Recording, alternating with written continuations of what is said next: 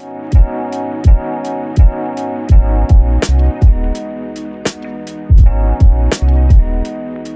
guys, welcome back to my YouTube channel. This is me, Alicia, if this is your first time here, and if not, welcome back.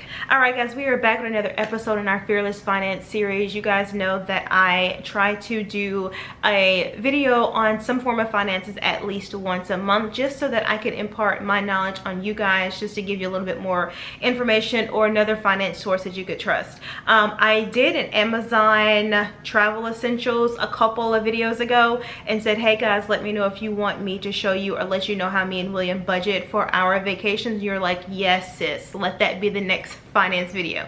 So that's what today's video is going to be about. Basically the two different ways that me and William have been budgeting. I'll start with the one that we did before, and then I'll do the current one that we're doing now. So give you guys a moment to stop, get your little notebooks, get a pen, get a phone. I'm gonna do a quick round robin before we get into the video, so you got time. Okay, really quickly on the outfit. The hair is a wash and go. I'll make sure to put those details. I did a tutorial a couple of months ago.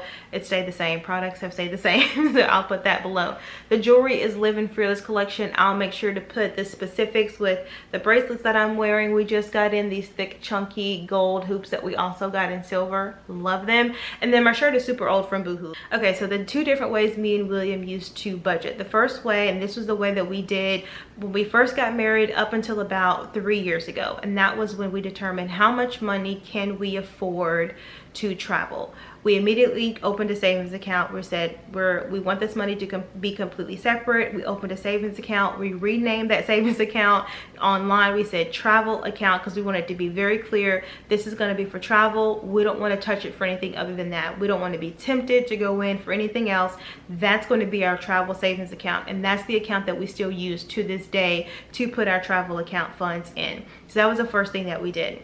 The second thing that we did was we went through our bank statements or credit card statements. Most of the time it was our bank statements, and said, okay, what miscellaneous spending can we afford to either completely get rid of or cut back on? How many times were we eating out? How much money were we really spending on groceries? It was just two of us. How much spending were we doing buying clothes and all that kind of stuff? So we went through and said, what can we afford to cut down or get rid of? Just throwing some random numbers out there. We said, okay, I think if I cut down on yada yada yada, I could save $200.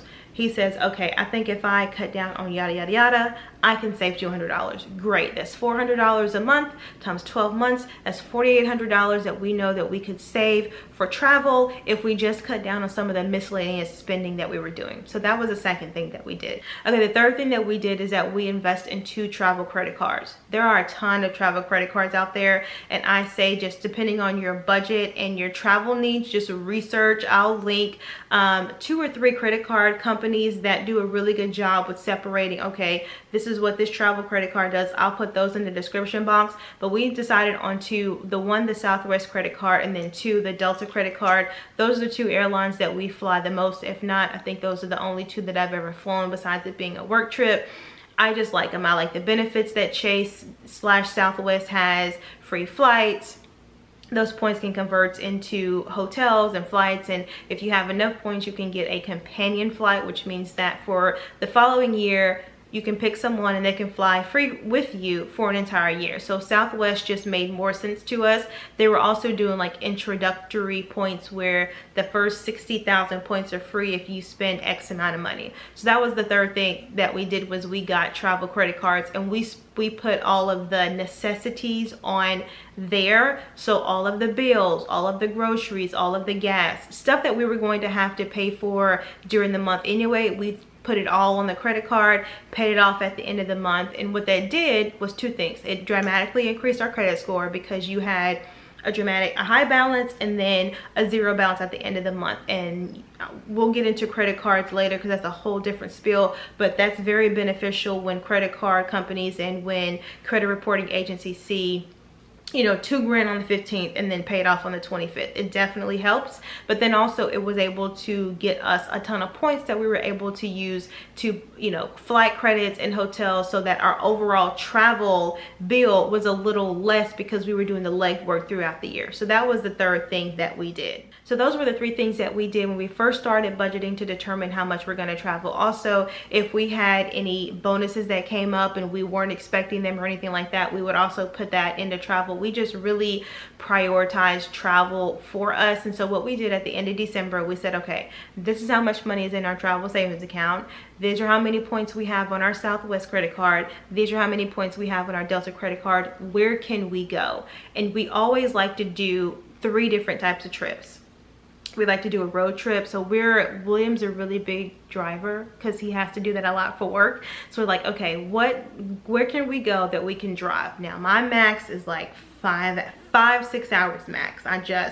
One time we drove all the way to it was like right outside Jacksonville. It was long, but we like to do a road trip. So where can we afford to do a road trip? Where can we afford to go to the beach? I like to be on somebody's beach, all inclusive. I want to go from the hotel to the pool to the beach to dinner and then go back and then do that all over again. And then the third place that we like to travel is we like to immerse ourselves in someone's city. We like to do a lot of tours. That's when we're doing a lot of walking. We're asking the hotel, what local places would you recommend? We really like to get immersed in the culture. And that's what we do when we sit down in December. We said, okay, throwing it out there. Okay, we have $10,000 in our travel account and we have $40,000 in or 40,000 points on Southwest and 10,000 points on Delta. Where can we afford to go? We have some cities in mind, so we follow a bunch of travel accounts, and so we have cities in mind. So we'll say, okay, I think I would like to road trip to New Orleans. Okay, the flight, don't have to worry about the flight because we're going to do a road trip. Now we only have to worry about hotel, and then we'll budget some stuff for food. We want to go to Mexico. Okay, what are the flights in Mexico? What are the dates that we're looking at? What are the hotels looking like? So we try to get an idea in December of where we're going to go. Okay, so the second way that we budget, which is currently the way that we budget now, we've probably been doing this for like maybe the last 3 or 4 years, is that we let our destinations determine our budget. So we go through and said, okay, William's birthday, where do you want to go? My birthday, where do you want to go? Our anniversary. And so we get those rough estimates. I'll do a Google search or I'll do an average cost. We'll get those totals divided by 12, and that's the amount of money that we have to put in our travel account each month. And it's just been easier to do it that way. That way we know exactly where we want to go. Before, we were just trying to go. We just want to travel. Whatever our money, however our money can, you know, go long enough, that's how long we're willing to travel.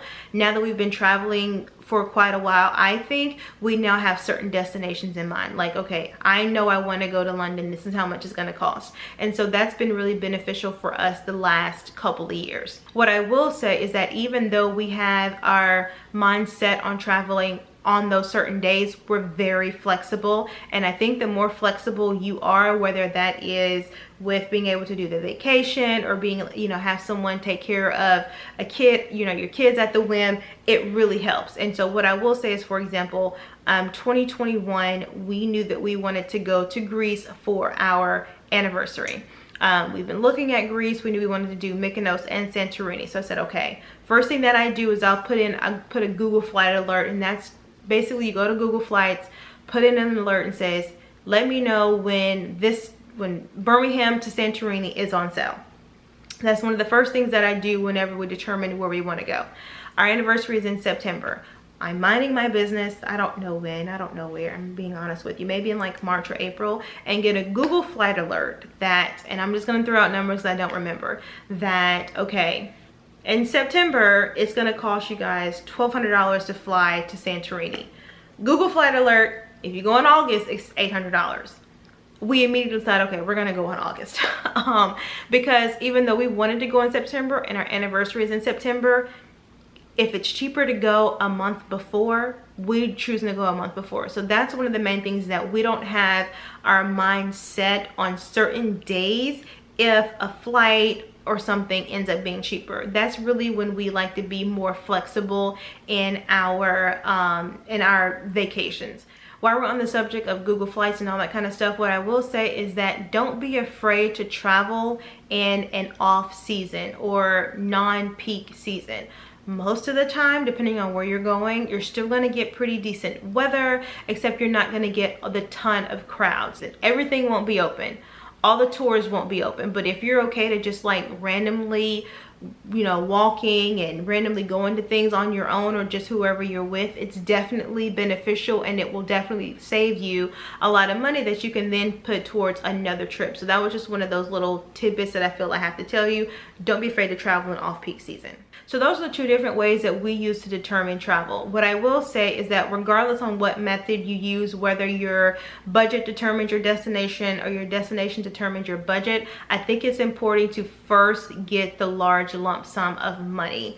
I think it radically reduces the credit card debt that you might have to incur to travel. I've heard a lot of people that says, okay, I'm just gonna put it on a credit card and I'll pay the credit card off later. They try to put it on a credit card and then create the fund. And what that does is you're not as determined to pay off the credit card debt as you are to create the budget, because you've already went on vacation, right? So you're like, okay, I'm gonna go on this vacation, I'm gonna put it on a credit card and I'll pay it off later. You've already went on your vacation. So you're not as so inclined to cut back on Starbucks and cut back on that dining out, because you've already experienced the thrill of vacation, and this credit card debt is just sitting here like, I'll pay it off when I can. Whereas if you do it before and have this large chunk of money, you think before you decide to pick up that DoorDash, no, I'm gonna take this $50 and put it in my travel account because I really got plans next year.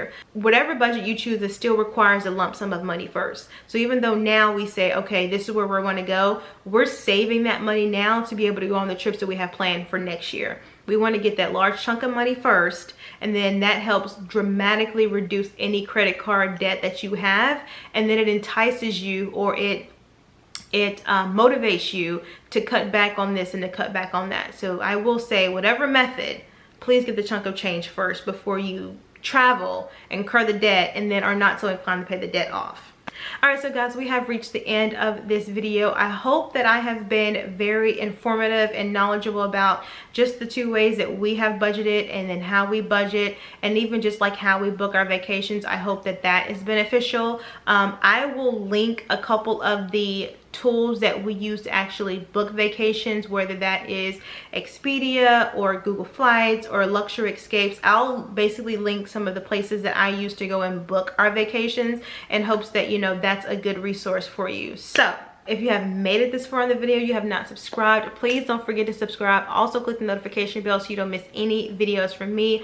Like I said, guys, I really try to post something from this Fearless Finance series at least once a month. If you have any topic you want me to go over, discuss, give my knowledge of, please feel free to leave it in the comment section below. It really helps. Like it really helps me, because I have vast knowledge, but I don't know what you guys want to know. So please feel free to put it in the comment section, and I'm going to catch you guys Thursday, 7 o'clock. Later.